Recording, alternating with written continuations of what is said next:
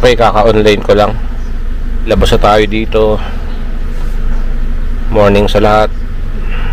Biyahe na tayo sa Grab.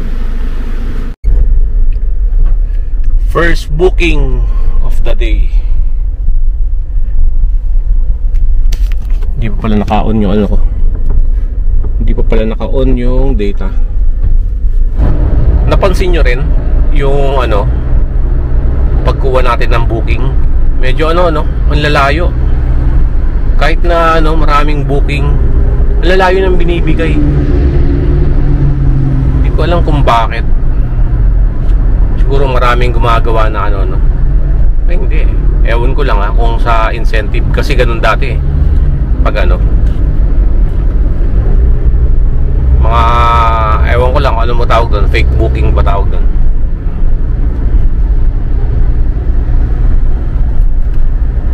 Kaya pinipili ni Grab yung mga malalayo para ano, walang dayaan. Tungkol sa incentive yan, para iwas ano, daya. Siguro napakadalang lang na ano, yung malapit lang yung mapipick up mo, Pero nung biyahe natin kahapon, parang ano, ang lalayo talaga ng pick up. Nasa 3 kilometro pa nga eh. Wala, inahayaan ko na lang. Kahit pag inisip natin talo tayo sa gasolina, walang mangyayari.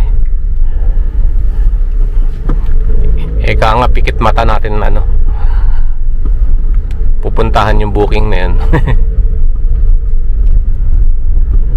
Okay, nasa BGC na tayo, Mitsukoshi. Kaka-arrive lang natin dito sa ano, BGC. Bale, ito nga pala yung pangalawang booking natin ngayong araw. May nangyayari ngayong araw mga Dre, sabihin ko sa inyo mamaya, siguro pagka drop off natin ito. Tara, may pick up tayo ngayon. Friday the 13 ngayon mga Dre. May nangyari. Paalam ko sa inyo mamaya kung ano yun. Hassle. Halos kanina lang nangyari. Pagka pick up natin sa ano natin, first booking natin, mamaya na. Medyo ano, nangihina ako, nanlalata ako. Pinilit ko lang bumiyahe para hindi maano yung biyahe natin ngayon, maabala ba.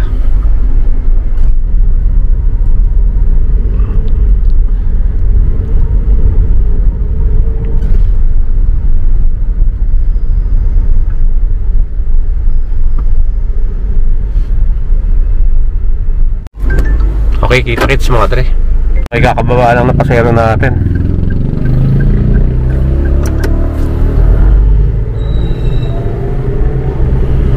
Tara, puntahan na natin yung pang-apat na booking natin ngayon.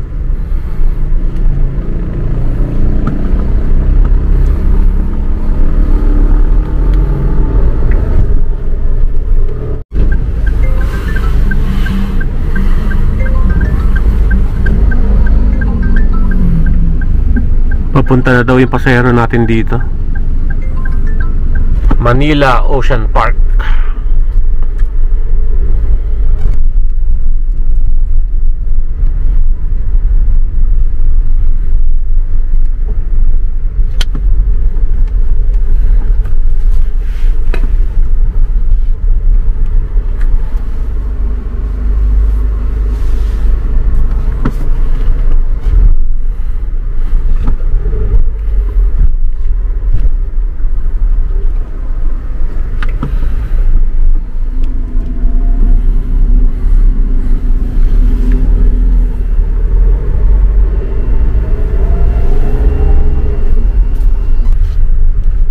Balik tayo. May pumasok na booking papuntang ano rin, dito yung pick up din sa Manila Ocean Park. Balik, kakalabas lang natin dyan kasi Pasok ulit tayo.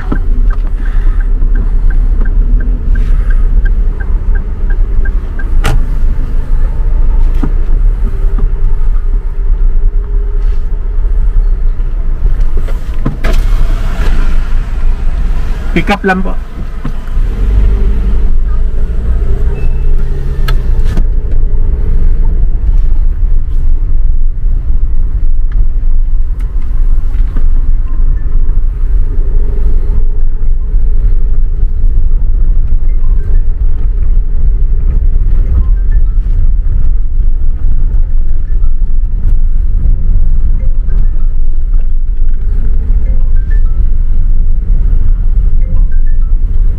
Tinatawagan kasi natin.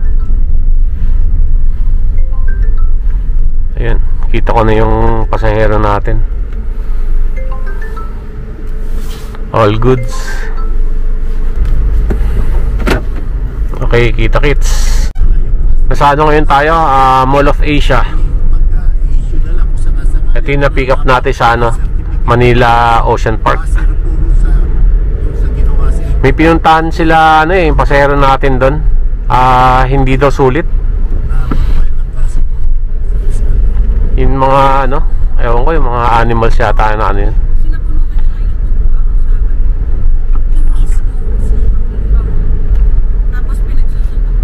Konti lang daw kasi hayop na ano, nakita nila parang ganun. Tapos parang ano lang, simpleng-simple lang.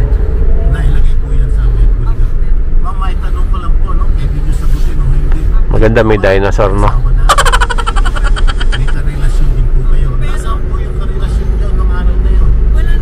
Wala pang booking. Mamaya ko na nga pala sabihin sa inyo kung anong nangyari kanina. Yung ano natin, first booking natin kanina umaga. Kasi ano ko hindi pa ako ready. Hindi pa ako ready sabihin sa inyo. Saka ano pa, para hindi maano yung ano natin, biyahe natin. Ayaw ko muna pakita sa inyo.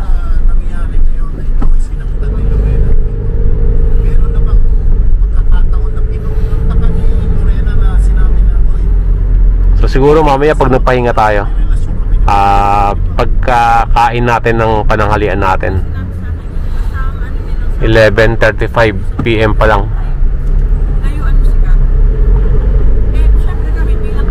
Iniisip ko nga kung kakain tayo sa ano, doon tayo bibili ng ulam natin sa ano. Bahala na kung saan ano magandang pumunta. Kung magano na tayo, Jollibee or ano.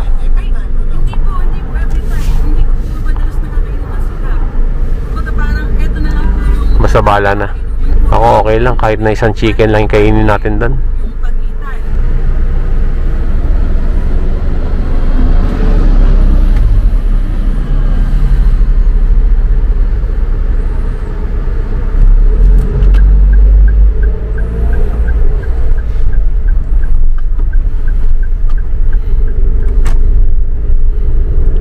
Sa Mall of Asia dito maraming kainan sa dulong-dulo.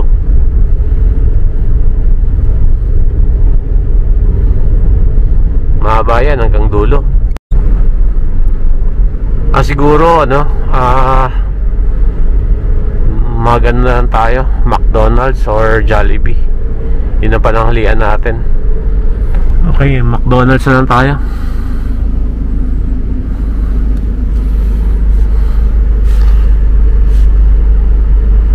Kain muna tayo. Mag-alas 12 na rin. Para mamaya dire-diretso na yung biyahe natin.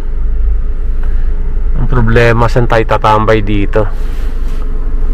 Gusto ko nakasilong tayo para papatay tayo ng makina.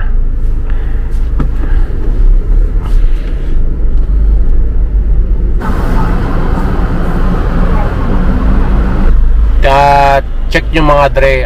Tingnan nyo, umorder ako ng ano, no, 1-piece chicken a la carte, tapos burger McDo a la carte din. Gagamitin ko yung senior. Hi, please.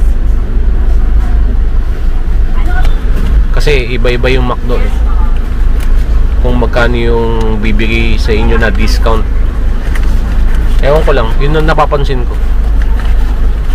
Siguro mamaya pag kumain tayo, pag wala tayong masilungan, hanap na lang tayo ng parking natin. Hindi na tayo magkapatay ng makina. Naka-aircon na lang. Ito, 100 po. 100 pesos na lang binayaran natin para sa in-order ko, no?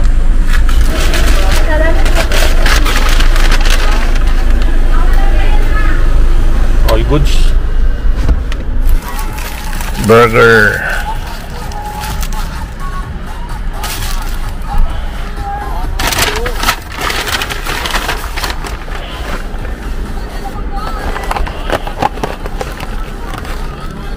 All goods na tayo dyan. Okay, let's eat. Hindi pa kanin nila, oh.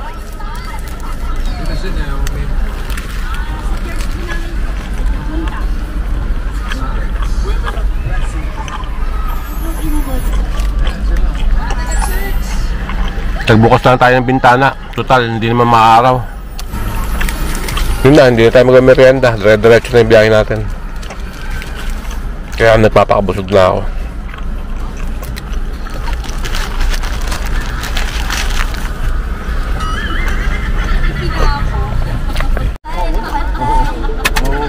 Ayoko muna sana tingnan yung ano, mga dre. Yung naging damage. Tara, pakita ko sa inyo.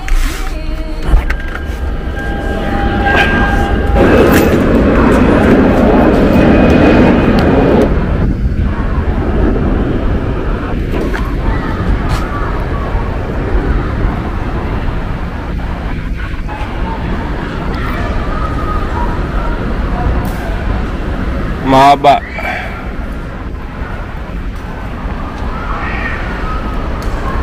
So magkabilaan yan. Gas-gas. Buti walang dent nangyari.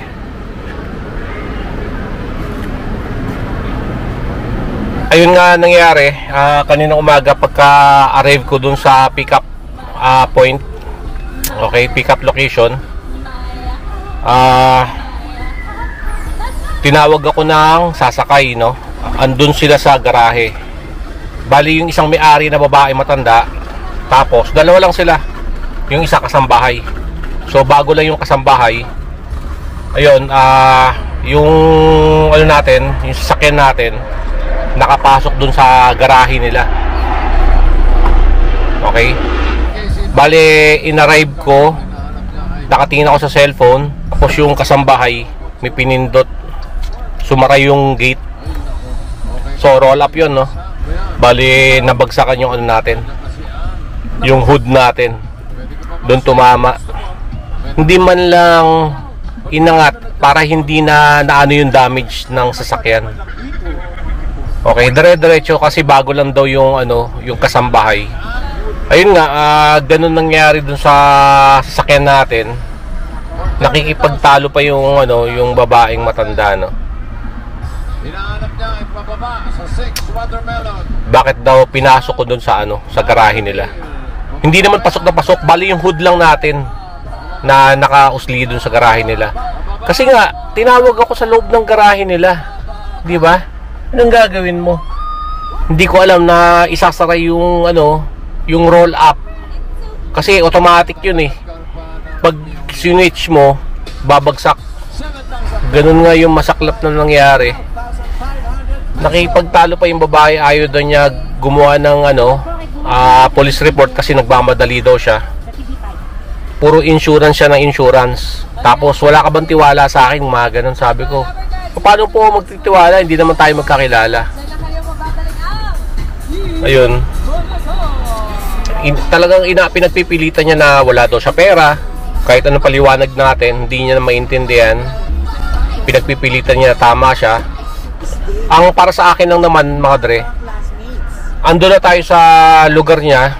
Alam niya na sa garahe niya tayo, o kalahati ng sasakyan natin, nakapasok doon sa garahe niya, bakit pipindutin yung switch? Hindi pa sila nakakasakay. Tinawag tayo doon eh. Andun siya mismo sa harapan ng sasakyan natin. Diba? Kahit bata may iisip yun, mga dre. Ayun ako. Pagkatingin ko Friday the 13, nasaktuhan naman, natsyempuhan tayo. Ayun nangyari. Sabi ko, magbigay na lang siya kahit magkano para matapos na yung problema na yun. Kasi ayaw nga niya magpagawa ng police report eh, para sa insurance. Bandang huli, napilitan siyang magbigay sa atin 1,000 lang. Okay na yun kesa sa wala, mga dre, di ba? Tapos pinagpipilitan niya na siya daw nasasagi ng mga motor, pinagbibigyan na daw niya. Sila naman may kasalanan eh, yung kasambahay niya eh. Siguro sinabihan niya yung kasambahay niya na isara na yung gate. O andun siya sa ano natin, sa gilid natin. Andito sila sa gilid natin mismo. Siguro pagbaba natin ng kotse, mga 2 hakbang lang. Yung switch, isang ano lang, siguro isang hakbang lang, pipindutin na. Ang bilis ng pangyayari. Nung nabagsakan na yung gate natin, doon tayo dinabog. Ginoon niya, tinuktok niya yung gilid natin. Buti na lang, nagbigay siya ng 1,000 pesos. Okay tayo na mag-abono. Kahit na, halimbawa, makakuha tayo ng ano, mag-aayos ito, 1,500. Kahit na mag-abono tayo, 500, okay na yun. Saka buti na lang, walang ano, hindi siya masyadong nayupi. Natanggal lang yung ano, yung pintura. Halos masilya na lang yung natira. So bahala na kung saan natin papaayos. Pero may naisip na ako kung saan natin papaayos to. Malapit lang sa amin. Kainta. Online na tayo. Para may kwento ko. Post na report nga pala natin kay Grab na rin. Yun nangyari. Okay, hindi ko alam kung anong gagawin niya. Kasi doon tayo sa lugar mismo ng pasahero eh. Kailan sila pasakay, doon pa nangyari to. Kaya ingat-ingat lang din. Tara, labas na tayo dito. Okada.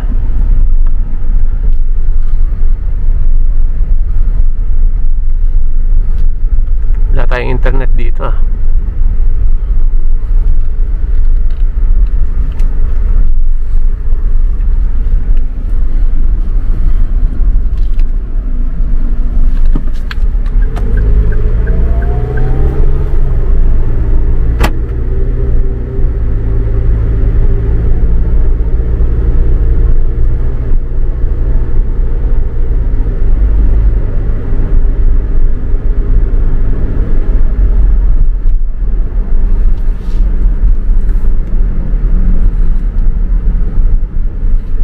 Hindi ko alam kung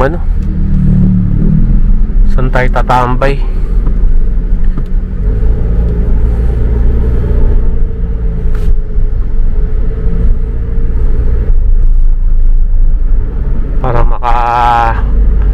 Para tayo ng booking.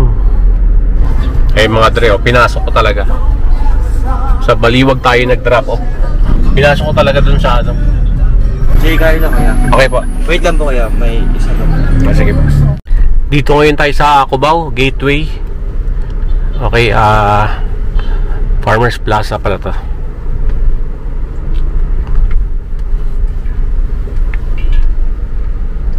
Kanina nag-drop off tayo sa may Baliwag.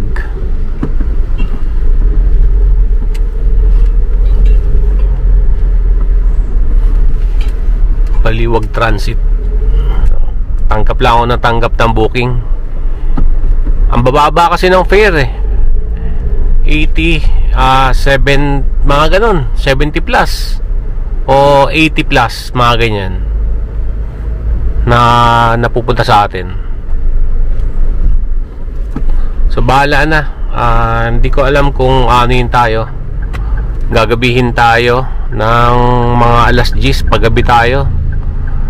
Pero kung maabot natin kaagad yung gusto natin kitain sa isang araw, yun, pwede na tayong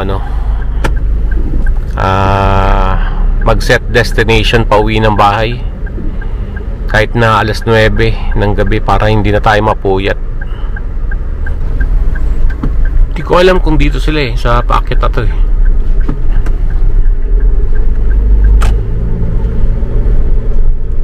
Pero mukhang tama naman kung ito yung naghihintay sa atin. Okay. Alright, kita-kits. Parang wala pa tayo natatanggap yata ng mataas-taas ah. Kanina, isa pa lang. O, puro 100 plus. Mga 100 plus, saka 200 plus. Bihira tayo makatanggap ng ano, mga 400. Kaya tayo uwi. Okay, dito na tayo sa dyan. Dito yung pickup. Mas maganda na pag nag-book, no? Nandito na agad sa lobby, naghihintay. Mahirap tayo tumambay dito ng paikot-ikot yung mangyayari sa atin dito. May nakapila na sa likod natin. Hindi pwedeng maghintay ng matagal dito. Iikot tayo, paikot-ikot mangyayari hanggang maka 5 minuto tayo.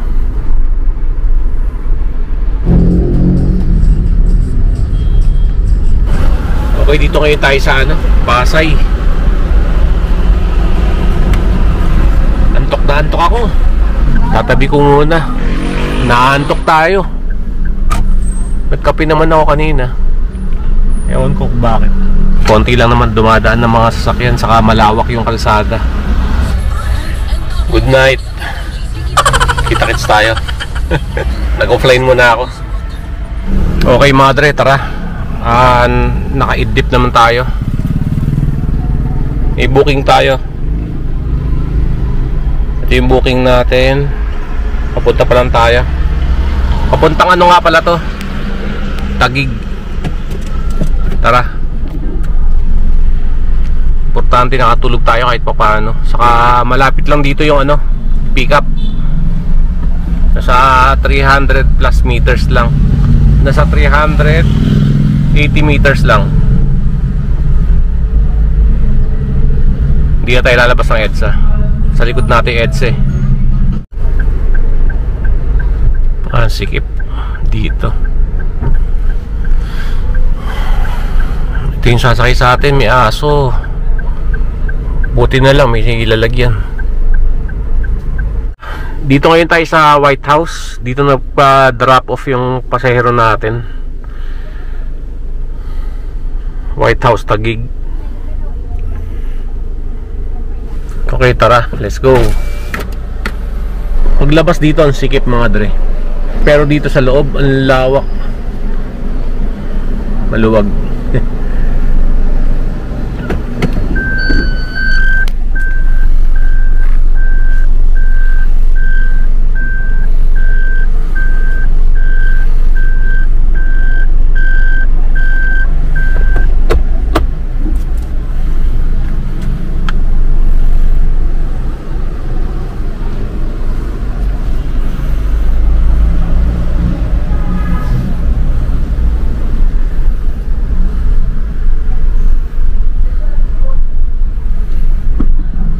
Wala pang booking Ay nako, kalahati na yun natin. Gasolina natin.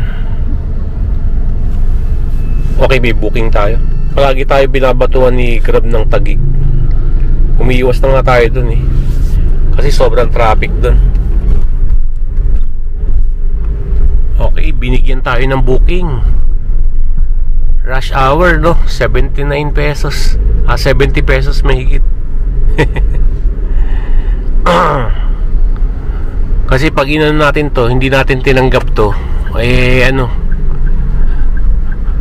mababawasan yung natin, yung my set destination natin. So anin ko na rin to, tanggapin ko na rin. Mukhang malapit lang naman din yung drop off nito.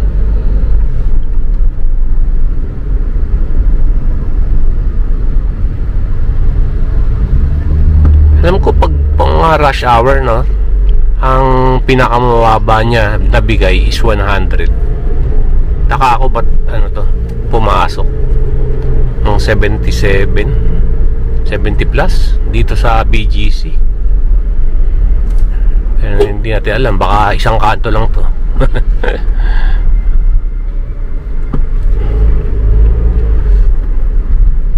Kaso nga lang, syempre, yung ano natin, di ba? Yung layo sa pag-pick up. Yun, ang lalayo ng bigay sa atin ng pick up. Di ba? Ang dami naman nagbubuk. Malamang sa malamang kasi rush hour. Tapos Friday pa. Oh. Hindi naman sobrang gabi. Kaya kumalahati yung gas natin, tapos magkano lang yung ano natin, biniyahin natin ngayon araw kay Grab. Kasi nga ang lalayo ng ano, pick up location.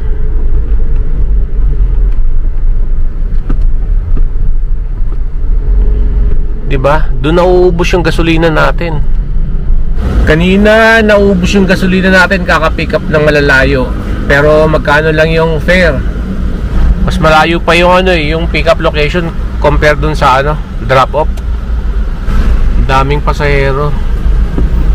Pero ano, malalapit lang yung drop off. Oh, ganito yung itsura ng BGC pag gabi.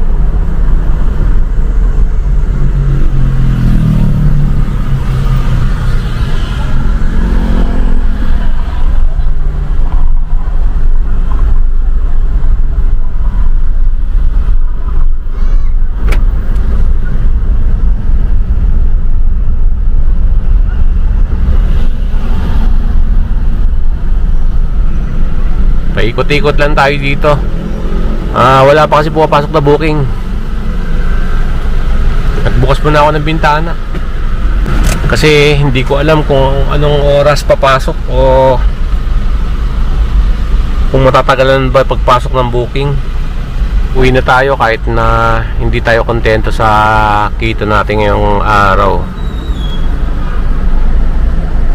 8:18 pa lang naman. Okay, dito na tayo.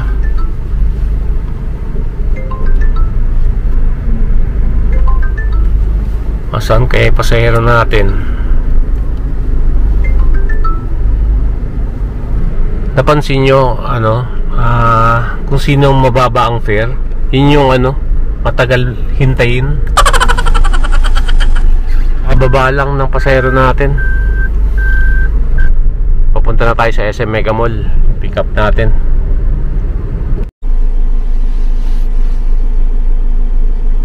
Okay, dito ngayon tayo sa Greenwoods.